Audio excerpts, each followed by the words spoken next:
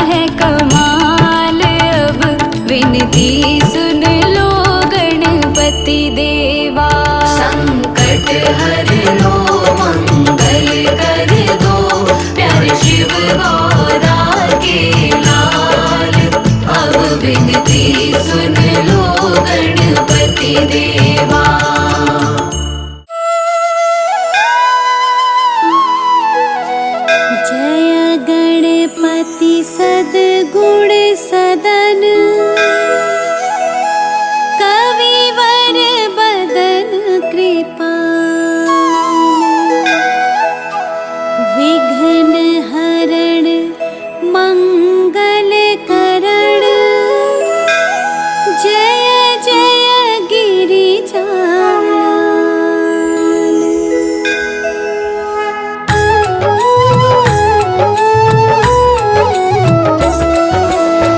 जय जय जय गणपति गणराजो मंगल भरण करण शुभ काजो।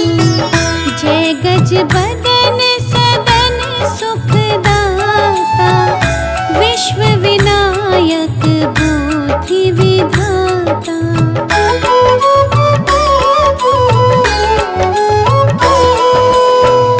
वक्रतुंड शुचि शुंड सुहावन तिलक त्रिपुंड भाल मन भावन। राजत मणि मुक्तन और माला स्वर्ण मुकुट शिर नयन विशाला। पुस्तक पाणि कुठार त्रिशूलम मोदक भोग सुगंधित फूलम।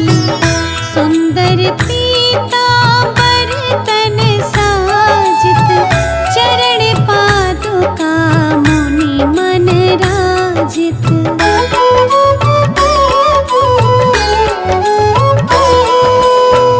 धन शिव सुवन षडानन भ्राता गौरी लालन विश्व विख्याता। रिद्धि सिद्धि तव चवर सुधारे मूषक वाहन सोहत धारे। कहो जन्म शुभ कथा तुम्हारी अति शुचि पावन मंगलकारी। एक समय गिरिराज कुमारी पुत्र हेतु तप कीन्हा भारी।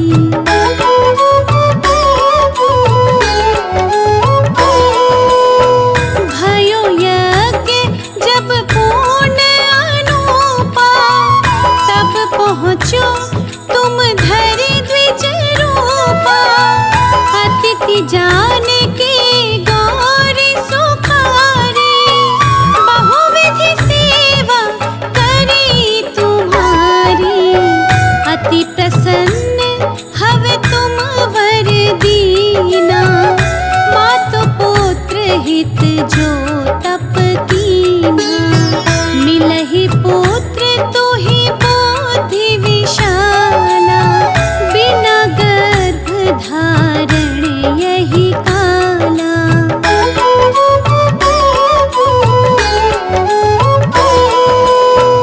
गणनायक गुण ज्ञान निधाना पूजित प्रथम रूप भगवाना। अस कहि अंत धान रूप हवे पालन पर बालक स्वरूप हवे। बनि शिशु रुदन जबहि तुम ठाना लखि मुख सुख नहीं गौरी समाना। सकल मगन सुख मंगल गावही नाभत सुरन सुमन वर्षावही।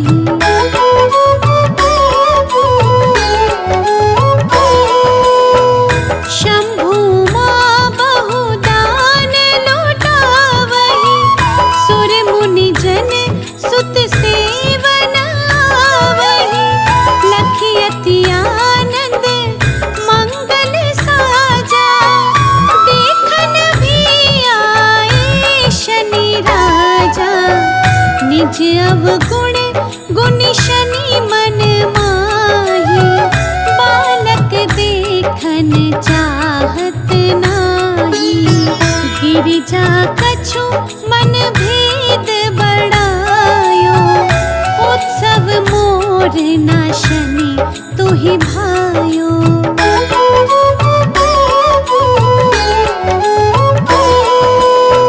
कहत लगे शनि मनु सको जाए, का करी हो शिशु मोहि दिखाए। नहीं विश्वास उमा और भया, शनि सो बालक देखन कहयो। पदतहि शनि दृग कोण प्रकाशा, बालक सिर उड़ी गयो आकाशा। गिरिजा गिरी विकल हवे धरणी, सो दुख दशा गयो नहीं वरणी।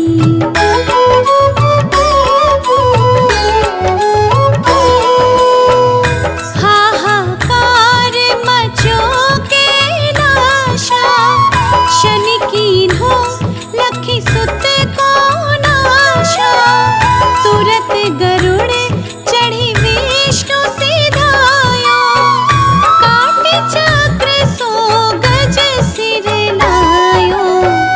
बालक के धड़ों पर धारो, प्राण मंत्र पड़ी शंकर डार्यो। नाम गणेश शंभु तब कीन्हे, प्रथम पूज्य बुद्धि निधि वर दीन्हे।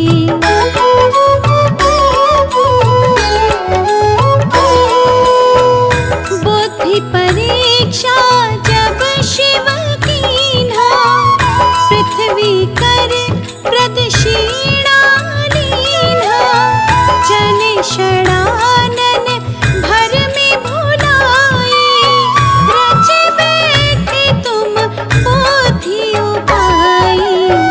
चरण मातु पितु के धर लीन्हे, तिनके साथ प्रदक्षिण कीन्हे। धनि गणेश कहि शिव ही हर्षि, नभते सुरन सुमन बहु बरसे।